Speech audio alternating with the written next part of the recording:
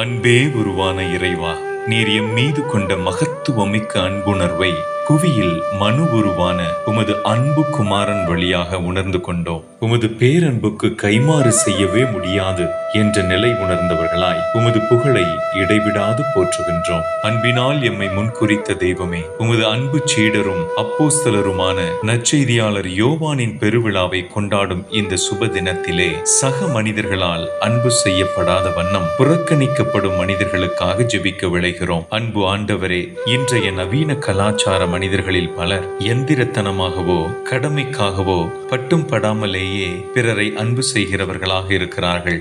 அதிலும் பலர் சக மனிதர்களை பிரித்தாளும் சூழ்ச்சி கொண்டவர்களாக அதிகாரம், பணபலம், அந்தஸ்து, ஜாதி, மதம், இனம் என்ற அடிப்படையில் சக மனிதர்களை தனிமைப்படுத்தியும் புறக்கணித்தும் அவர்களின் துன்பங்களை, இன்னல்களை கண்டு ரசிக்கும் குரூர புத்தி கொண்டவர்களாக வாழ்கிறார்கள். தூய யோவான் எழுதிய திருமடல் பிரிவு 4 இறை சொற்றொடர் 7 வாசிக்கின்றோம். அன்பர்களே, ஒருவர் மற்றவரிடம் அன்பு செலுத்துவோமாக, ஏனெனில் அன்பு கடவுளிடமிருந்து வருகிறது. அன்பு செலுத்தும் அனைவரும் கடவுளிடமிருந்து பிறந்தவர்கள் என்ற அர்த்தம் புதிந்த வார்த்தைகள் எம்மை சிந்திக்க வைக்கின்றன.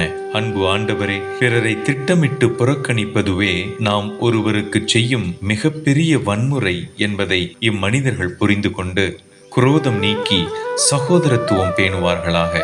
அன்பு சீடர் தூய யோவான் வழியாக விண்ணப்பிக்கின்றோம். எங்கள் ஜெபம் கேளும் அன்பின் பரலோக பிதாவே.